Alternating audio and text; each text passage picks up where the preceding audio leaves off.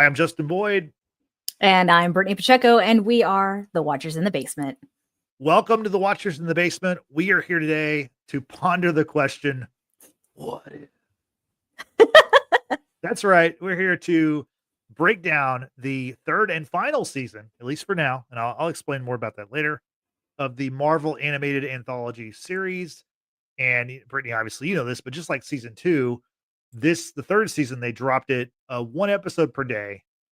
In this case, it was December 22nd to the 29th, which is today as we're recording this live, and gave us a holiday treat, a present, if you will. So this year it was 8 episodes. The first season was 9 episodes. Second season was also 9 episodes. We got 8 for the third and final season. Let's just get right to it.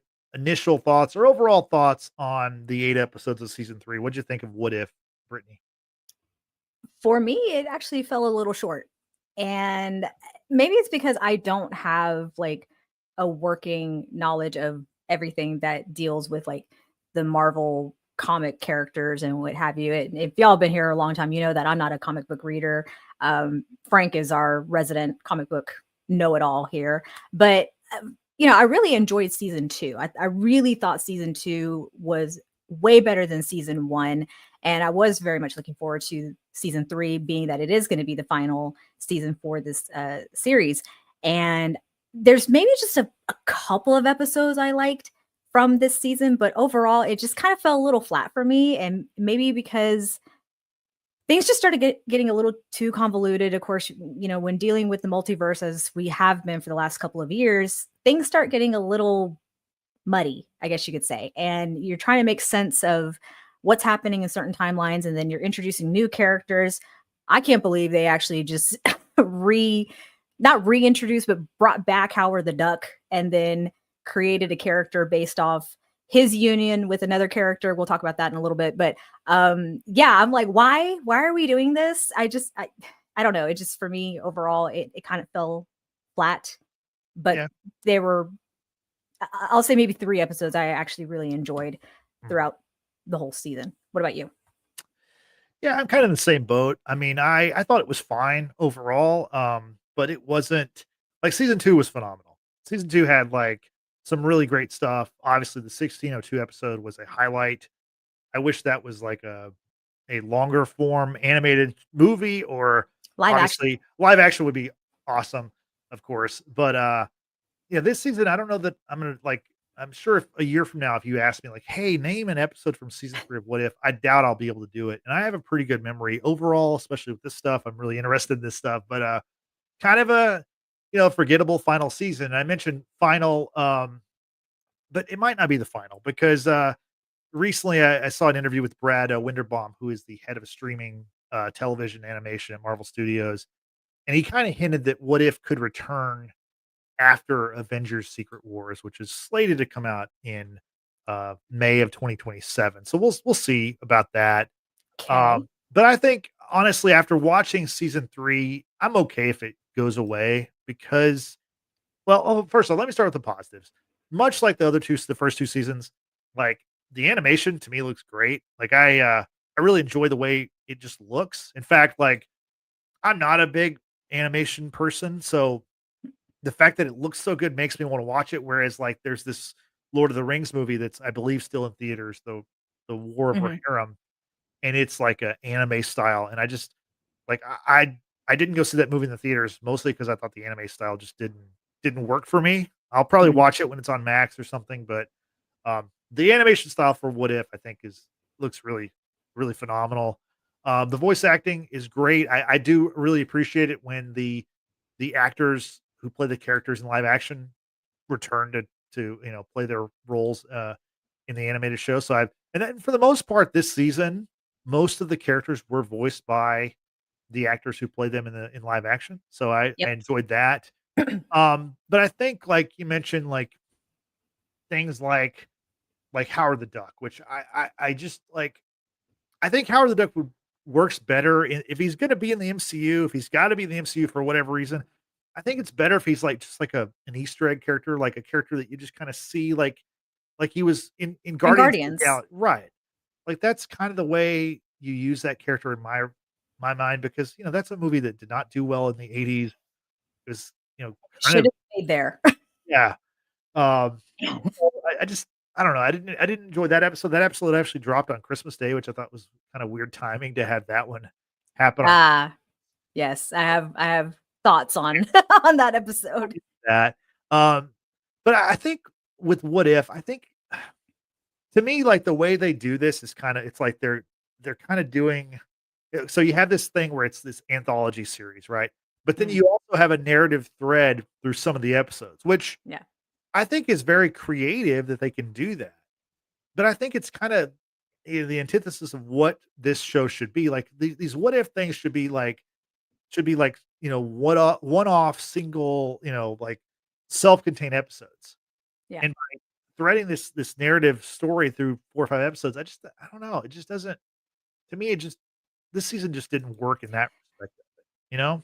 And that's where I go back with this whole like we're obviously in the multiverse saga. We have been for the last couple of years, and a lot of people have a lot of feelings about this particular phase, obviously, and it's becoming convoluted. It's becoming too much, and we've you and I, of course, have Yeah, talked about what we think about this new phase. It's kind of of like course. that rebuilding phase, and multiverse. There's a lot of opportunity. There's a lot of expansion. There's a lot that can be done. But then when you start trying to connect it all back together, it starts becoming a little just, too much. And that was happening with the last few episodes of season 3 of What If, where it should have just been one-off episodes, but then you're trying to like tie it into what would be the finale Mm. to make it make sense. And that's when it starts falling apart.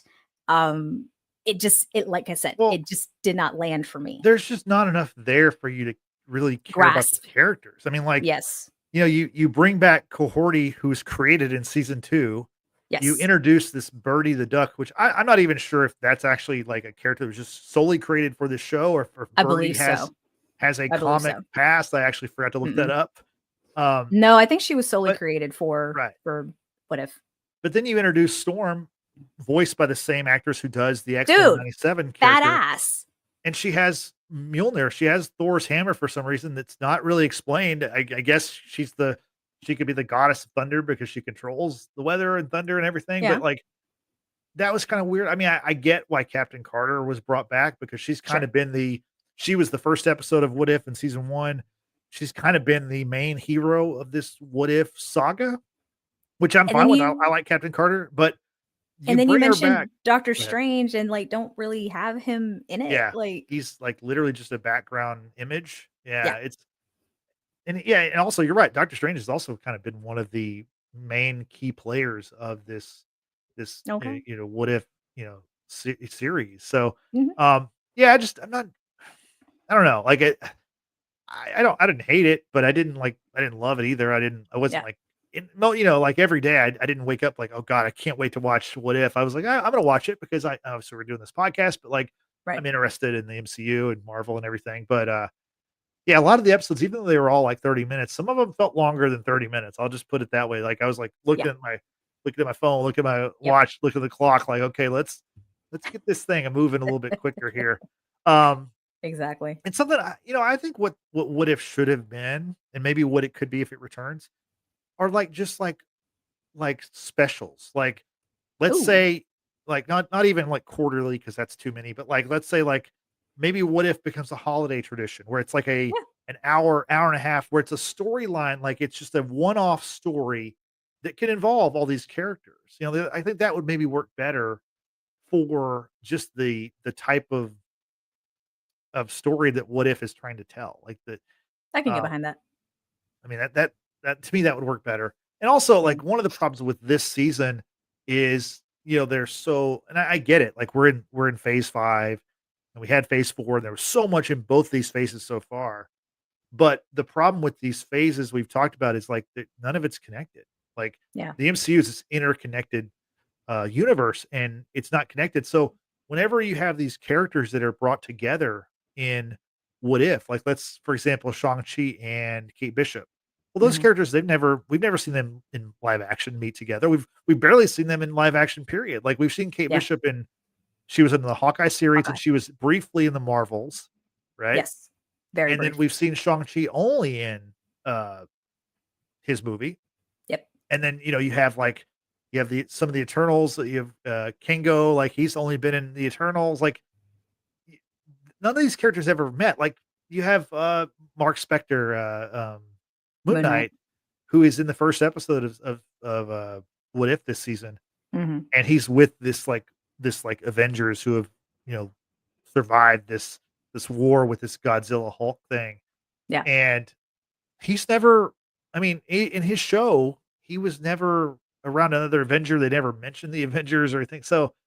that's part of this problem is they're not connected. And like you needed to use these characters, you needed to have like an Avengers movie that connected these characters or some kind of like team up thing that put more of them together. Otherwise, you're just throwing these characters together, and it's like I don't really. This doesn't mean much. You know what I But mean? I Like it's but I think that's kind of like the whole idea because it's a multiverse and there's, vast, right. I get it. alternate universes. And that's where in those universes it can happen. It can Right. exist because we're so used to, 616 or whatever it is that we're in. But like we're not moving away from it, but we're just taking a step away from it to explore these other vast universes and what have you. So in a way it does work, but at the same time it's like you don't have enough time invested in these characters to really Exactly. care about what's happening to them. Right. And do they make it work? Sure. I mean, they make it work for the purpose of a 30-minute episode, but I mean overall it's just to ultimately try to connect a storyline in the last 4 episodes to like make it make sense. It's like, no, it should have been like, well, and like the whole finale was literally called What If? Yeah. Yeah. And it's like, what if this didn't exist? Yeah. Like, yeah. Anyway. Oh, but like, for example, the Hood, right? That's a character that's going to appear in the Ironheart series. That's going to be likely the villain of the Ironheart series. And Anthony Ramos is going to play that character. Well, we haven't seen that. We haven't seen that series. So when you bring the Hood into What If, I mean, I don't know a ton about the character myself, but like the general audience doesn't know anything about this character. And then you introduce the character and it's a twist where it's not even the person who's going to play or voice the character. Somebody else. They switched it to Shang-Chi's sister. And it's, to me, like, we don't know these characters. They haven't been given enough storyline, enough time to where it worked. Like, to me, my favorite episode of the season by far was the Red Guardian episode with the Winter Soldier. Cause we've had I mean, Bucky's been a part of this for almost the entire run of, since the first Avenger. And, I thought that storyline really worked. I loved the stuff of just having, the Red Guardian and the team up with, this like buddy cop thing with the Winter Soldier and the Red Guardian. It makes me look forward to the Thunderbolts, which is coming out in May, and both those actors and those characters are going to be in the movie. So I'm looking forward to that. So job well done in that respect. But to me, like, I think they should more focus on the stuff that we know and lean in on. There was no mention of. I mean, there was mentions of Tony Stark, but there was no Iron Man at all in this 8-episode run. Yeah, but at the same time, Iron Man's also gone from No, I know, but universe, you know what I'm saying? Like, they haven't continue it.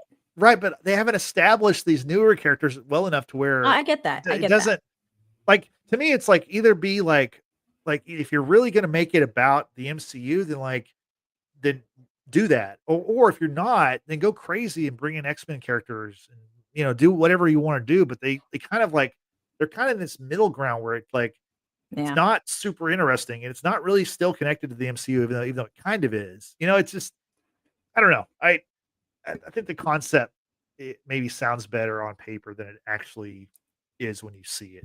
In my I mean, I'm with the whole like not continuing to bring up characters that have since their characters have, for all intents and purposes, ended in Endgame, right? So why continue bringing back Black Widow, Captain America, the Steve Rogers version, Iron Man, and so on and so forth? Like, you work with the characters that you have introduced and have established, and sure, fine. If you want to introduce Cohorty, as a a new character for this animation, and then even Birdie the duck, which sure, but but I'm saying like to me at least, because we've moved away from these other characters, like let's continue with the ones that we have established and then build on those stories to make you care about these characters more and become more invested because they have roles to play in the upcoming movies or team ups or whatever. Like that to me makes sense. Like let's not keep beating that dead horse. I mean, like it's done. I get it, but you can take new characters and then put them in the stories that we know. You know, like that's kind of what the Red Guardian Bucky storyline did. You take what happened in Captain America Civil War and you Red Guardians, stops Winter Soldier from killing Stark's parents. Like I get that. Like take us back to those familiar things and add a twist to it. To me, that's if you're going to have the MCU, that's what you should do. And until you can establish like moments from these other movies that are recent movies, like you haven't given those movies enough time. You haven't given those characters enough time for them to, there's just not a lot of moments from these characters. I mean, like like what's Kate Bishop's big moment in Hawkeye? Like the quarter thing, maybe like the flip deal. I don't like. I don't know. That's what I'm saying. Like, right. So, yeah, I don't know. Well, it is what it is. But if you had like, what if Kate Bishop were the original Hawkeye? Like that could be a story. Like, I don't know. Like, and then she could have some kind of story with the original Avengers or something like that. To me, that's the stuff that could work if you're gonna stick with the MCU. I still think that if telling new stories and putting characters that have never met once, it's fine. But the problem is it's like they can be one-offs, but like get better writers, tell the story better and like make you care about these characters in a short amount of time that you're given. But I mean, so then my question is, what if had better writers? I'm not sure. But I don't know. Go ahead. Like I said, overall, like it is what it is. We got it. It's done. I think the animation is still great. Like you said, I love when the actual actors come back to voice their own characters. Even some of the ones that they've had to find to replace for other, characters that have done an exceptionally well done job, if you will. Yeah, I was kind of cool. I was kind of happy to see a familiar name for me from the Harry Potter universe voice the Eminence towards the last couple of episodes. One, Jason Isaacs. He just has like a very particular speech pattern that I love listening to. And I'm like, hey, I know that voice. Like, I know that voice from anywhere. Lucius Malfoy. So that was cool. But the voice acting is great, whether it's the actual actor or if it's someone who is just a voice talent who does this. That's what they do for a living. Yeah. They do a great job with that. I don't have any complaints about that, really. I mean, obviously, it's better when you can get the actual actor, but I understand that people are busy and obviously they have a certain pay rate that maybe is more they want to pay for certain things. So I understand that. But let's start talking about these episodes a little bit. Let's get into the first one. Of course, sirens are on my end if you're listening. In your car. No! Yeah, the Godzilla-like Hulk is coming towards you. Yeah. This was an interesting team up of Sam Wilson, Monica Rambeau, Bucky Barnes, Mark Spector, Alexei. I'm not going to try to pronounce that last name. The Red Guardian. His wife Melina, and then you've got Shang-Chi as well, and Nakia. Which I'm not going to lie, some of these, like in animation form, I'm like, who the hell are these people? Like they were not easily recognizable for me. Yeah, Melina and Nakia especially, I didn't know who they were right away. I mean, Melina, for me, for Moon Knight, I'm like, who the hell are you? And I'm like, oh wait, never mind, I know who you are. But it was Oscar Isaac who did the voice of it. I know. That was great. So the title was "What If the Hulk Fought the Mech Avengers?" And the storyline basically is Bruce is trying to, rid himself of the gamma radiation. So he hits himself with this massive amount of it, and it actually does the opposite. He creates basically this like Hulk Godzilla Apex kaiju, called Apex, and with this army that the remaining Avengers have to take down. What do you think about this as being like the first episode of the season? Starting off with the team up, I thought was pretty cool because like what you were talking about with getting, just the team together and face off like a really big threat and what have you.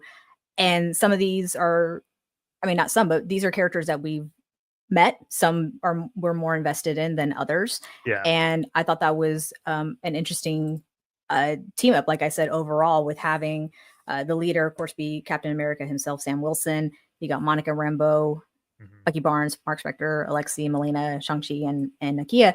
And, you know, they are the survivors of the Avengers from wars past. And this is, you know, who we have, and this is what we have to work with. And, you know, it's been like 10 years, or it's over a course of 10 years that they're fighting off these gamma monsters, if you will. And when, you know, they're talking to Banner, and who's like reluctant to help. I mean, then they see, like, what is it, this uprise of this Apex again, and now they have to, you know, go out and search for him, to recruit him for his help, to see, like, hey, what can we do to get rid of these monsters? And he's just kind of like living off in his own world, and you know, what have you, like, coward. I thought the Sam and Bruce stuff was great in this episode. Yeah, it's kind of reminiscent of Sam and Steve in Captain America: Winter Soldier. But I think you're right. It's a good point. Using you know, Sam as the leader of the Avengers in this first episode. Obviously, Sam Wilson, Anthony Mackie's next. He has the next movie coming up. His first solo movie, Captain America: Brave New World, comes in February. Actually, it's on Valentine's Day. It's when it drops. So looking forward to that one. So I think that was smart to have him as the leader. For sure. I did like how all the mechs like basically did like a Voltron and formed like a massive mech. See, you would say Voltron, I would say Mighty Morphin Power Rangers. Rangers, yeah, but that's just our different generation. right. I mean, Transformers even had something like that too. That's like true. So but that was pretty cool. I thought it was a fine episode. It is kind of strange that like Oscar Isaac came back to play this role, and like it's just kind of a very brief role, and that's all we get from him. It's kind of like a nothing role, to be honest. Like, I really like Moon Knight. I really like the show. I like his character, and it just kind of was like we got to fill this spot. Who can we throw in here whom we haven't given any time to? And it's like, oh, let's just do this guy. So it's like it's a contractual agreement with certain people. They have so many appearances or whatever. So let's knock out one of them here. Yeah. I mean, ultimately, with Banner providing the mighty Avenger protocol, right, to defeat the Apex and what have you, but he himself has to be the one to like take on this Apex person thing, and then just kind of like stays in that form and takes on the army away from the everyone else. And I was like, that's a very lonely life. I guess Hulk is just kind of always destined to be a loner. Yeah. Which is a very, very sad life. Yeah. Very sad life. But at least he didn't kill his friend. Exactly. Let's move on to the second episode. What if Agatha went to Hollywood? In this one, Agatha Harkness is a Hollywood starlet, and she's going to star with Kingo in Howard Stark's first production in Hollywood. And basically, she's taken all the powers of the other Eternals, and she's trying to get Kingo's power. What'd you think about this episode? I didn't care for it. It's kind of sad for me, which, I really enjoyed Kathryn Hahn. Of course, I enjoy watching her as Agatha Harkness. I did enjoy Agatha all along for the most part and overall part. But this was one of those that kind of felt short for me. I think it was funny to put Howard Stark as like not only the smartest man in the world, but to be a director of like Hollywood land, if you will.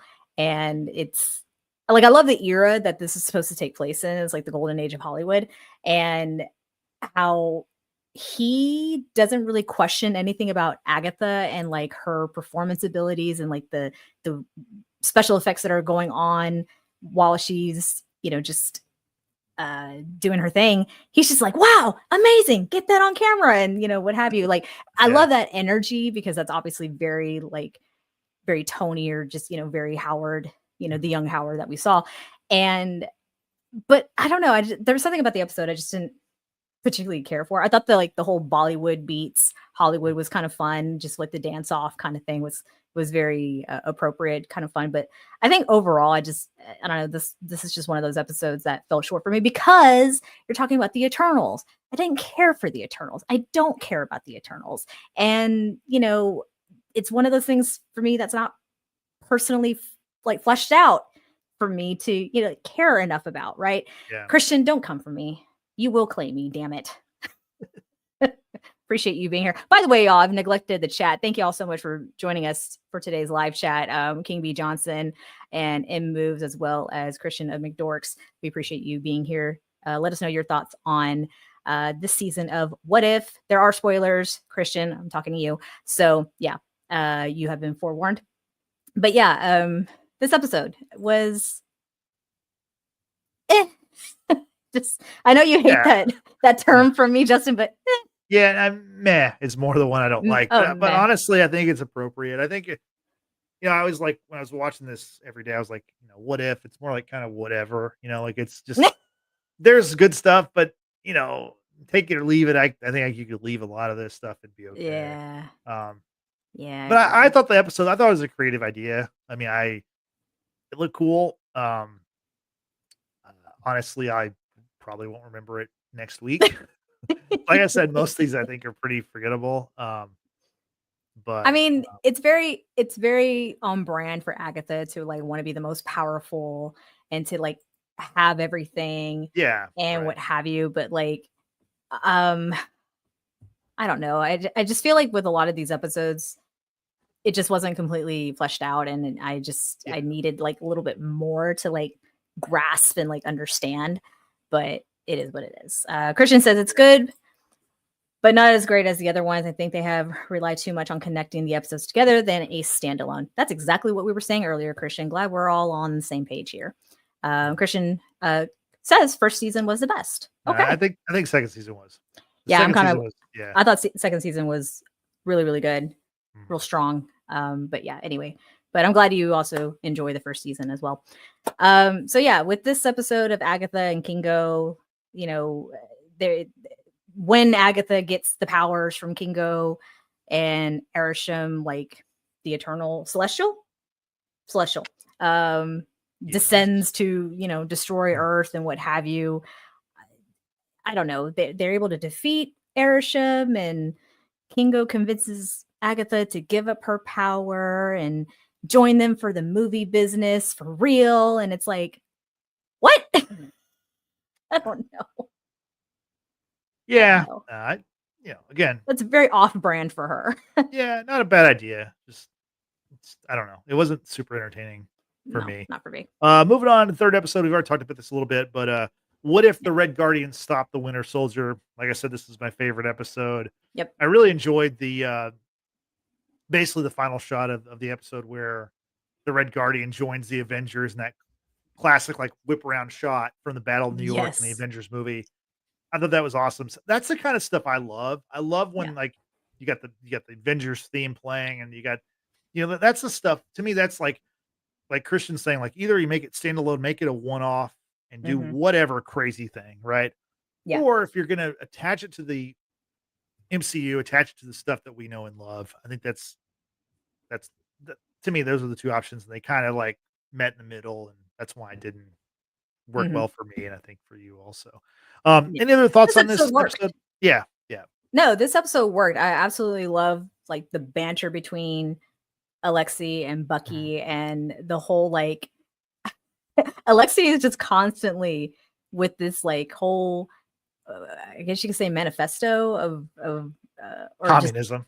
Communism and just what have you, and just why all this exists, because of the working man, just I mean constantly reiterating all that stuff. And I think it's hilarious, especially when he's trying to like liberate the fast food employee about the fries, and she's like, all I asked for, if you want fries with that. And I just he's just off the top. Bucky's kind of like chill, and the little quibs of like technique, and then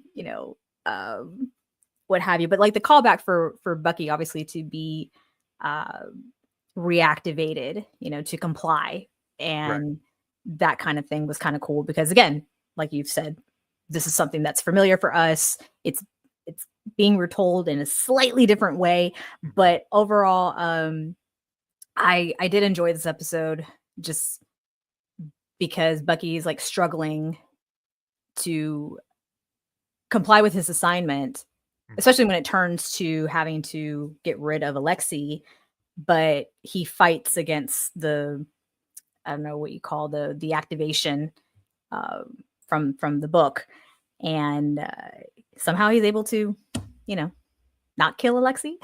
But I enjoyed this episode. Christian says that episode bothered me. Like, Bucky's so easy to be humanized with the Red Guardian, but he had to stick up his cahoot when he met up with his best friend Steve Rogers.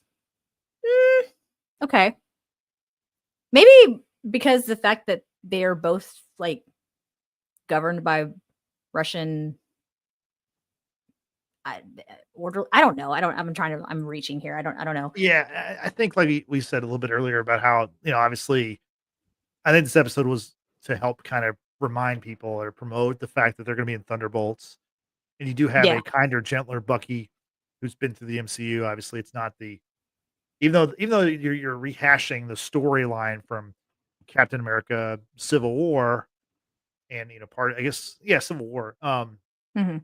It's like, as an audience, we've been through so much with Bucky, so like he's Yeah. not gonna like default to the first time we saw him in Winter Soldier, or the first time we saw him as the Winter Soldier. So I get what they're Yeah. doing there, and I just want to say David Harbour is having a great time. I thought he was great as Bob Toledo, as his alter ego in America, and that guy's having a good run on animated stuff right now because he's also the voice of Frankenstein on Creature Commandos, which definitely should check out. Creature Commandos. I think 5 episodes so far have aired. That's the Okay. James Gunn series, the unofficial first project for the DCU over on Max. So All right. check that out. Maybe one day we'll do a season 1 review of Creature Commandos. It's already been renewed for a season 2, so Nice. definitely it airs on Thursdays with the new episodes drop. So give it a watch. I think you might like it. Nice. Moving on, we've also talked about this episode a little bit already. Episode 4. What if Howard the Duck got hitched while on vacation? What if Howard the Duck didn't exist? Is my question. That's a much better what if scenario, I believe. But pairing Howard the Duck with Darcy, and they produce Birdie, this egg that turns out to be Birdie the Duck. What'd you think about this episode? Why? Yeah. Just why? Like, I understand that, like, and I think someone's in the chat said it earlier, perhaps that Howard the Duck was the first Marvel movie, like, period. Was it King V. Johnson? Yeah, I think he said that. Yeah, it was. Yes, back in the 80s, I remember watching it as a kid, and I'm like, what is this? The George Lucas movie. Seriously. God almighty. Yeah. And then It Moves followed up with, I never thought Howard the Duck would be in anything ever again. As a child, I loved it, but now looking back, it was creepy. That's because it is. Yeah. It is creepy. Animatronic or animation. It's creepy. Yeah, duck boobs. That's what it was like known for. Yeah. Yeah. Yeah, no, of all people, Darcy and Howard the Duck, and she lays an egg. And this was the episode, Justin, that aired on Christmas. Okay. So while watching this episode and seeing this whole thing unfold, right? This is just a really weird episode because like everyone and their mom are after this egg. Okay. This child that is supposedly, because it was born during the convergence, it's got some greater purpose or something or other, right? And so you've got Nick Fury and Phil Coulson who are, looking into this, and you've got Caecilius, sadly not voiced by Mads Mikkelsen again. That was kind of sad. I would have liked to have him return. He wants to get the egg for Dormammu. Then you get Loki. But Loki of the Odenheim, which was kind of fun, the frost giant that he is. That was like the highlight of that episode for me personally. But The fact that like everyone and their mom are trying to get their hands on this egg, including Zeus. Yeah. Okay. Zeus, Thanos, and his Black Order and what have you. And like chaos is ensuing. You know, the couple are constantly trying to get the egg and what have you. And then the egg finally like glows and like destroys things. And it hatches and it's like this duck humanoid, you know, thing. And they call her Birdie. And so I remember messaging you while watching this episode, and I said, is their baby Marvel Jesus? Because it aired on Christmas Day. And it was, you know, how the hell does a human give birth to an egg? Yeah. It's like, what? Well, I don't know. It was just moves. Exactly Yeah. moves. Yeah. Yeah. It's just being on Christmas is a weird Jesus reference. Stop trying to make Howard a thing. This is so creepy. Exactly. It's like, oh my God, this is like Marvel Jesus, you know, born on a day. I don't know. It was just We all know that Marvel Jesus is Ryan Reynolds, aka Deadpool. oh well, yeah, of course. That is the real Marvel Jesus, which we saw this summer with Deadpool and Wolverine. So yes. And moves, I almost did the same thing. I almost threw the remote at the TV when I'm like watching this. I'm like, this is just too much. I just thought of this, but you know, Darcy was in the Christmas episode last season, I believe. Also, that was the one. What if Happy Hogan saved Christmas? Yes, much better use of Darcy in that episode. Much better. Yes. Yeah. Yes. So let's not get her hitched after a night out with Howard the Duck and nachos. Like, who does that? But when in Vegas, I suppose. So yeah. Episode 5 was What If the Emergence Destroyed the Earth? We get Riri Williams. We get the return of Quentin Beck. Not voiced by Jake Gyllenhaal, though. No. So what did you think about that? I did like Beck's Iron, what was it? The Iron Federation, but he has like his like Iron Army and drones and stuff. I like that kind of stuff. Yeah. What did you think about this episode? This is where things started going sideways for me because I was like not grasping like what was happening in this episode in order to care. With like illusions and then like the return of Vision after 3 years of having last seen him. Of course, no speaking role whatsoever, but you've got Vision, who is pretty much it was White Vision also. White Vision at that. Thank you for correcting me. But he is pretty much like, you can't defeat him, right? He's undefeatable. And I didn't fully understand how like the tech that Wong, Okoye, Valkyrie, and this other character, Ying Nan, they're like part of an alliance. They've been, for lack of better terms, have been stalking Riri Williams to see, how they can bring her into the fold, get her to work on the tech that she only has 7.5 minutes to work on in order to try to defeat Vision. And it's like, what? Like everything was just happening way too fast, and my brain could not process what was happening. And even her explanation of how to like overthrow Quentin Beck was still lost on me. Yeah, I'm with you. I think you're right. This is kind of where it kind of went off the rails.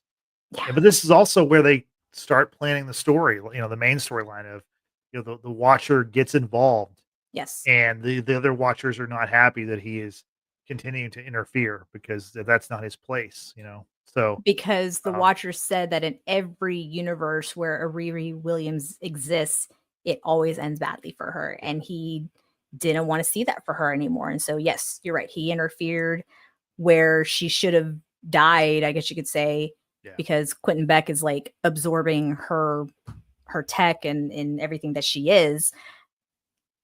You can hear the Watcher tell her, fight back, fight back. And then she starts, regaining her power to fight back. And it's like, okay, all right. I still didn't fully understand what was happening. But there it is. Yeah. And Moves actually says Howard the Duck is when 100%. I couldn't agree. Howard the Duck is when this went off the rails. Yeah, I agree. I'm trying to forget Howard the Duck though. I'm just trying to. I don't know why they're trying to make Howard the Duck happen. Okay, to quote and paraphrase Mean Girls, stop trying to make Howard the Duck happen. It's not going to happen. They will try their best. And also Aw. Riri Williams, again, this is a character we've only seen one time in live action. She was in Yep. Black Panther: Wakanda Forever. Finally, we're gonna see Ironheart, the series, in 2025. I think it's this summer.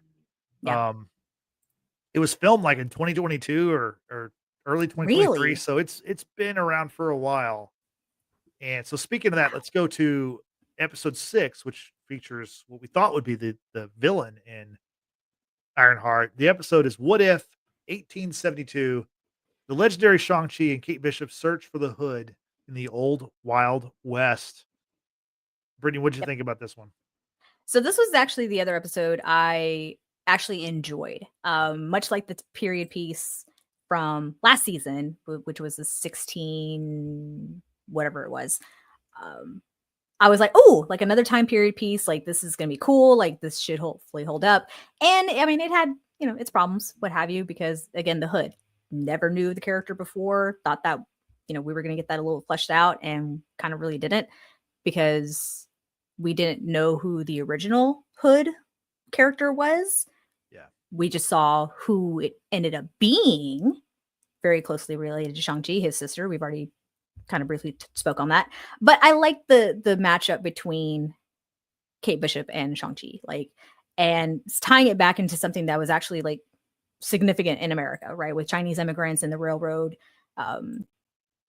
building and what have you, and just how unfairly the immigrants were treated. And so like tying that back into something that's real was cool for me personally. The little boy that they meet up with, Jun Fan. I don't know if you caught this, Justin. The comment that Kate Bishop says at the very end when all is, said and done and well, because the little boy is telling everyone the story of what had happened. He's doing these really cool, fighting moves. She's like, he's got some iron fist on him. I did hear that. Yeah. And I'm like, oh, that's right. They're trying to revive or trying to somehow do something with Iron Fist, which that was before MCU is what it is today, right? That was like when Luke Cage was doing its own thing, Jessica Jones, Daredevil, the Netflix Defenders. The Netflix ones. Yeah. I watched the first season of Iron Fist with great struggle. Did not even watch the second season because wow.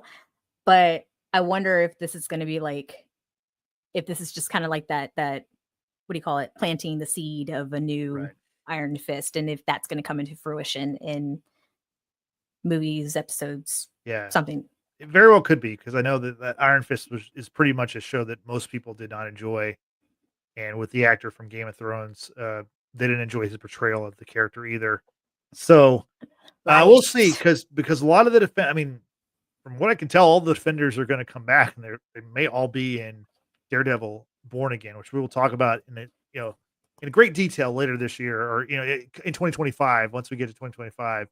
But the one thing about this episode I really enjoyed was Kate Bishop was lethal with the 6-shooter. She's just mowing people down. So it's Kate Bishop is a straight up killer, and like if she's yeah. I mean, we're from Texas, okay? Like I don't have guns or anything like that. I don't necessarily support the overuse of guns or anything like that, but like it's just kind of cool, when you're in the West, and it's like 1872. That's just kind of what it was. Yeah. And you see a female who can handle herself like that.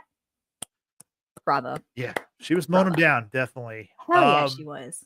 We also get kind of the end of where continuing with the Watcher, that storyline and his interference that continues to happen this episode, which leads us to episode 7, which is titled "What If the Watcher Disappeared?" And this episode, the Watcher has to stand trial for his many interventions over the episodes, and this is where we get this new team that you have Peggy Carter as Captain Carter as the leader. You got Cohorty, who's returning from last season, which they didn't really. They really rely on you having to have watched season 2, because they didn't really explain who she was or really anything. Like, just here she is. Also, and Infinity Ultron, for that matter. Right. You have a grown-up Birdie, which was also voiced by Natasha Lyonne, which was mentioned in the chat a little bit ago. Mm-hmm. Natasha Lyonne also, by the way, is going to play a character in the Fantastic Four First Steps movie. It will not be Birdie. So it will be a different character. I think she's Okay. going to do a voice role, maybe not necessarily an actual person, but we shall see with that. Yeah. The team also includes, like I mentioned before, the Mjolnir wielding Storm, which they don't explain how she got the hammer. Which Nope. I wish they kind of would have said something like just something.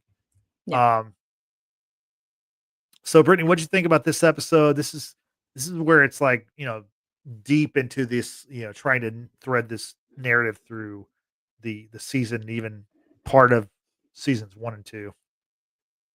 I feel like this episode could have been placed earlier Mhm. in terms of its premiere, like airing date, Right. because had they done that and maybe move things around and maybe have taken out a different episode and thrown in something where it could have like built on the story.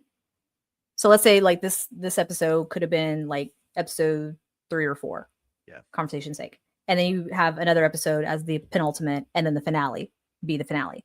Mhm. Just so that you had time to build on it, to one, establish like this, all female Mhm. team up, which I thought was great. I think it worked out a lot better than the Marvels did. Just saying. Yeah. You have Captain Peggy Carter, which, very appropriate. I really love that Hayley Atwell has really been in these episodes, right, throughout the last Yeah. Every 3 season. seasons. Yeah. Every season. I think it's great. I love the fact that they brought in Storm, from X-Men. I would have liked to have had a little bit more explanation for her. Mhm. I really like the character Cordy. I think she's great. Couldn't care less about Birdie, but that's just me because of how I Yeah. feel towards Howard the Duck. But I think their team up was fun. I think it was great because you have like the serious mixed in with the kind of silly, goofy, what have you, and seeing how their different powers like worked well with one another to try to figure out how to help the Watcher. Right? They have like these shards that have been blasted into their universe, and Peggy's like, we got to go help him. They want to recruit help from the variant of Infinity Ultron, which is like what you talked about. Right. If you hadn't watched season 2, then you have no idea what's happening with some of these characters and like Right. how this like plays into everything. So it just wasn't fleshed out. I'm going to keep saying that over and over again. Yeah. No, I agree with you. I think, honestly, your point is, I think it's well said, but I would take it a step further. I think that, like, not only with the placement of this episode, but I think, like, maybe every episode should have had, like, a little, like, minute or 2, Nugget. yeah, of just kind of seeding what happens in episode 7 and 8. Because I just thought about this. I don't think there was a single mid credit or end credit for this whole series Mm-mm. or for this whole season. No. Which is very unique for Marvel to not have anything. Like, usually Yeah. there's at least one. So, Yeah, I'm not I saying agree. this is the first time it's happened because maybe it's happened before, but I do think, had you done just a little bit here and there, then Yeah. when you have this team up, it makes sense. And I think that's to me, that's where it feels hollow because it's like you're throwing these Mhm. characters together, which, yeah, I like the characters, but like, why are they together? Like, it's, Yeah. and like, I like Captain Carter a lot. And I think it's cool that, later on, like, in episode 8, she makes the ultimate sacrifice because she's kind of Mhm. been the ultimate hero of Yeah. the What If series. But, And that's the theme with like a captain, right, right, captain anything. So yeah. right. But I just feel like, I don't know. It just, again, just didn't work well. Mm-mm. That transitions to the final episode, which is the title is What If dot dot dot What If. It's the end of the beginning.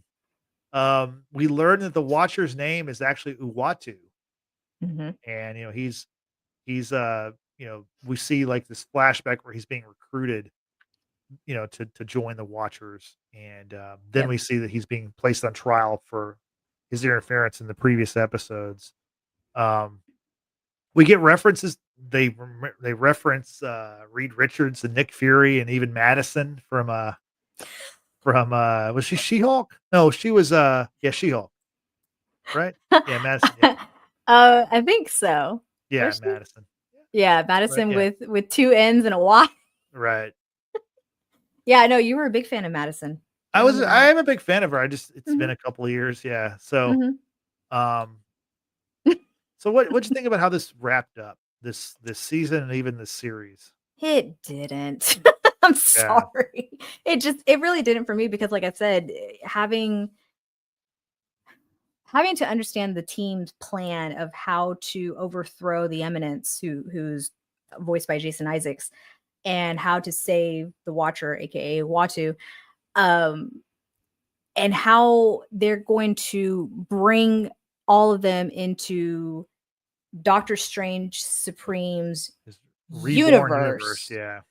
because he destroyed his world, but then he made the ultimate sacrifice to then Right. recreate it, but he just couldn't like be in it, I guess is Right. the It's weird explanation. that he's not a part of it.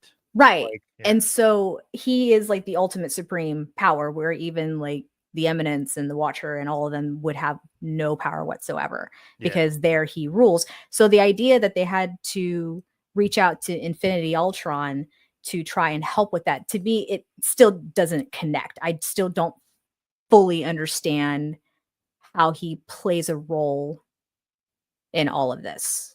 Yeah. So I don't know. It was just like a weird thing to like try to bring back a character that we're kind of familiar with in Ultron to Right. then make it make sense, but like something just for me got lost along the way. Mhm. And then this whole theme of like sacrifice and what have you, and because the fact that Uatu had revealed the powers and the nature of his order and what have you to mortals, that's what the Eminence and them were upset about. Uatu says, "Hey guys, take the oath. We're all going to be the same. Yeah. Now we're going to have like this massive fight and fight each other to who knows when." I mean, the Yeah. fight was cool. The fight scenes were cool. Don't get me wrong. Yeah. Yeah. But Yeah. I don't know. Basically, the Watcher invites Cohorty and Birdie and Storm to join him in watching over the multiverse. Yeah, So that's where it ends. And then we have this like montage of all these characters, these mashups of characters and that we didn't see in the show. Like, I know. I don't know if you saw this, Brittany, but there's a image of Thanos, but dressed as Wolverine with claws. And you're just like, what the hell is that? Like that would have been cool. Like, why are we not getting that? Like, there's a bunch of them. They rail off at Yeah. the end, like that montage when the Watcher is doing his like final, his summation of the season and of the series, and they show a lot of cool images. There's even one of Jubilee as the Silver Surfer, which I think Mm, is pretty interesting. crazy. Like Interesting. Yeah. considering we haven't the Silver Surfer is going to be in final Fantastic Four First Steps. Obviously, Jubilee's we've only seen her from X-Men '97, which is not even an MCU project. Um, yeah, just to me, it just kind of hammers home like what we've been saying the whole time. It's just, either you do crazy stuff off the wall and disregard the MCU, or you do MCU stuff that we're more familiar with, and then Mhm. use the new characters and place them in the places where the old characters were, and then you can build them Right. up that way. That to me, that's the move I would make. But um, all in all, not a bad show. Just kind of, it was just kind of there. And Yeah. um, Yeah. do you have any final thoughts before we kind of wrap it up? I don't. I think for whatever this was, I think it was a fun project, if you will, just to Yeah. provide us like some of our favorite Marvel characters in animation form, which um, eh, we've talked about this extensively. That the problem with a lot of these installations is that because Marvel was once just movie driven, then the streaming platform, you know, became a thing, and so now they have to Yeah. provide content for that on top of their movies, and then trying to make it all connect or trying not to. I don't know.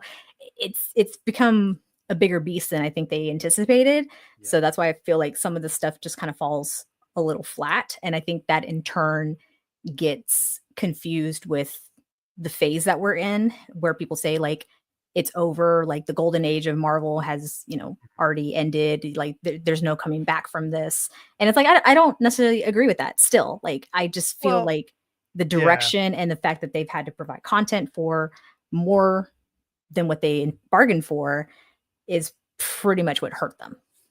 Yeah. No, I mean, to me, Disney Plus is like the albatross around Marvel Studios' neck. Yes. Like, that's That's been the main problem. For Damn this. you, mouse! Yeah. And I'm wearing a Disney shirt too. Yeah, there you go. Really sticking it to them by wearing their products. Yeah.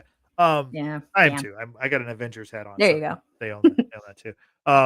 But yeah, I mean that's where this is really kind of fallen off is because of Disney Plus. It's given us some great stuff, but it's just the lack of connecting it has been a problem, and hopefully they'll kind of figure that out going forward. That's my Mhm. hope. And Yeah. speaking of wrapping it up, this was Marvel's final project of 2024, and 2024 was kind of a light year. Let's kind of run through it just real quick.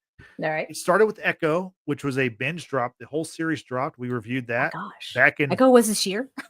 mid-January. We reviewed it. It was they dropped all, I think it was 5 or 6 episodes in Yes. one day, which had never been done from Marvel.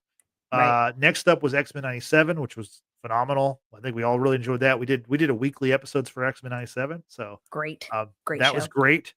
Then in July we got Deadpool and Wolverine, which the best movie of the year. I mean, Yep. the second down. highest grossing movie of the year, massive hit, 1.3 billion. Loved it. Followed by Agatha All Along in October. We also did week by week episodes of that. That show was pretty solid. And I think the Yeah. finale kind of left us kind of wanting more. But It definitely could have been told differently. yeah, definitely could have worked better. And then finally we have What If season 3. So that was Marvel's 2024. Brittany, anything you want to highlight from 2024 that I didn't mention, or something from those projects that you want to, especially shine a spotlight on?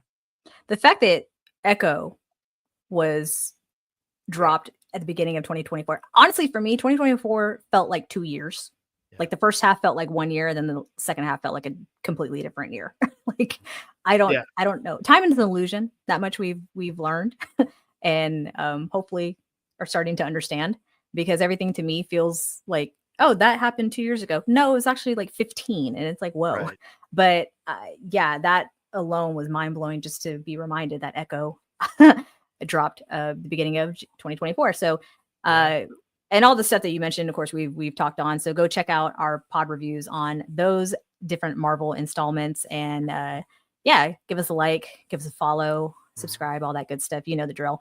And I'm looking forward to seeing what Marvel has in store for next year, the coming They have years. a lot. They have a lot. Yeah, they have like 10 projects. We're going to talk about that very soon. We'll do a special episode about just what's coming in 2025 on the superhero front. So we'll be breaking that down. And I just Daredevil for 2024. Yeah, exactly. We will definitely be talking about that show. But for 2024, I'm not even including the Sony stuff. Sony had 3 movies. Madam Web in February. We had Venom: The Last Dance in October, and then of course we had Kraven the Hunter here in December. All 3 were horrible from my perspective. Venom actually did well. Money wise, it did well at the box office. The other 2 bombed. I know you saw Kraven, Brittany. You actually liked it more than I did. I did. So I like it just about as much as I like Morbius. I did not see Morbius in theaters, and I'm okay with not having seen it in theaters. I don't necessarily agree with all the hate that it's received. And I feel the same about Kraven. Could it have been done better? Sure. But I liked it for what it was. But also I have no working knowledge of these other Spider-Man universe characters. So it's fine. But yeah, we will probably not be doing a solo pod on Kraven, because no, we will not. Woof. We will definitely not be doing that. I just want to say, probably What If season 3 and Echo were probably the weakest Marvel Studios projects for 2024. Having said that, both those projects I would put 10,000 feet above all 3 Sony projects, being Madam Web, Venom: The Last Dance, and Kraven the Hunter. Those were 3 really, really, truly awful movies that I did not enjoy. And So, and by the way, we're not going to talk about everything that's coming up in 2025, but the next thing that's coming up Marvel wise in 2025 is Your Friendly Neighborhood Spider-Man, which is an animated Spider-Man show. It's not going to be about Tom Holland's Spider-Man, but it is coming January 29th, and the trailer dropped today. So be on the look out for that. We'll be talking about it very soon in our episode looking ahead to 2025. But There you go. that about does it. Brittany, you have any final words? I don't, other than to just thank everyone who joined us for today's impromptu pod, if you will. We kind of were talking about it this morning and said, hey, let's like knock this out of the way because New Year's is coming. Obviously, we hope everyone enjoys their last couple of days of 2024. Enjoy your 2025 safe and soundly, if you will. Please be smart. And we will be back with other pods. We're still covering Landman. We're going to be covering the Doctor Who special that dropped on Christmas. We've got football coming your way, of course. So be sure to subscribe if you haven't done so already. At recording time, we've got 428 subscribers, and we're on the road to 500. So help make that happen in 2025. Okay, hit that subscribe button. Go ahead and hit the like button at the same time. Or you know what I'm saying, and hit the notification bell that way you know the next time we go live. And we enjoy everyone who's joined us in today's live chat. Shout out to Studio Now, who is joining us right before we sign off. Appreciate you being here. King B Johnson, as always, in the chat, and Moves as well, and McDorks, who is here. And to those who are watching but didn't participate in the chat, we appreciate your time. Thank you so much for being here. And go follow our social media. Links in the description box down below. We also got audio podcasts available to you on Apple and Spotify. Yeah, Brittany, you covered it all. It's been a while since we've done one of these together. I'm used to doing the spiel at the end. So very appreciative that you took care of it. So anyway, thank you very much. No problem. And thanks to everybody who's watching or listening. We appreciate it. So for Brittany, I am Justin saying thanks for watching. Thanks for listening. We will see you next time. Have a good night. Have a happy new year. Goodbye.